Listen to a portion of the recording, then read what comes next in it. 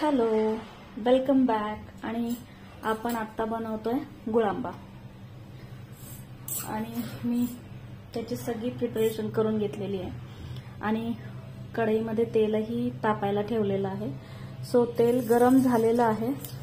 So मी आता त्याच्यामध्ये मोहरी आणि थोडंसं जिरं टाकून घेते. मी एकदम नॉर्मल पद्धतीने बनवते गुळांबा. तुम्ही बघू शकाल मी आंब्याचे असे छोटे छोटे छोटे छोटे काप करून घेतलेले आहेत. एकसारखे करा म्हणजे छान वाटतील. सो मोहरी आणि जिरं तडतडलेलं आहे आणि आता आपण त्याच्यात आंब्याच्या फोडी मिक्स करूया.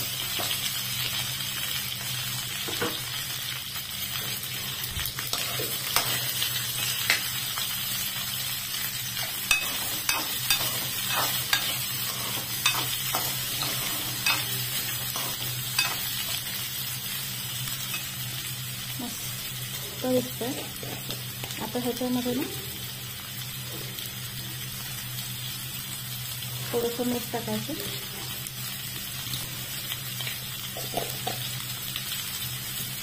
आणि आता मस्तपैकी त्याला शिजू द्यायचं.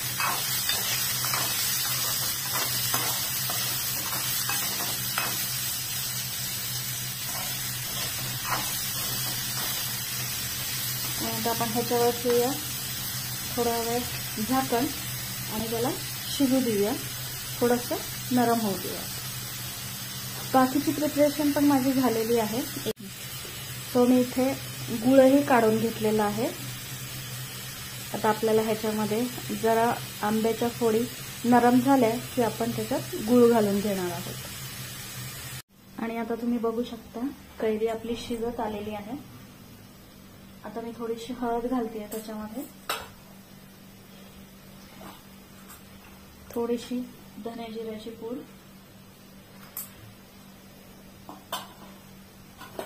आणि थोडंसं लाल तिखट.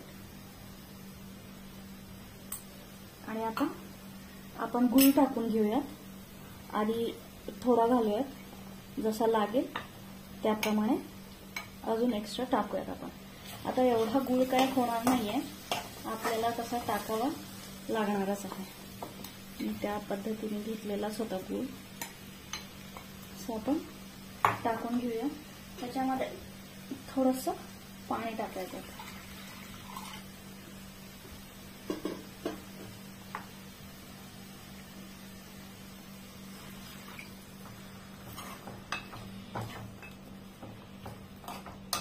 आता ह्याला मस्तपैकी शिजू देऊयात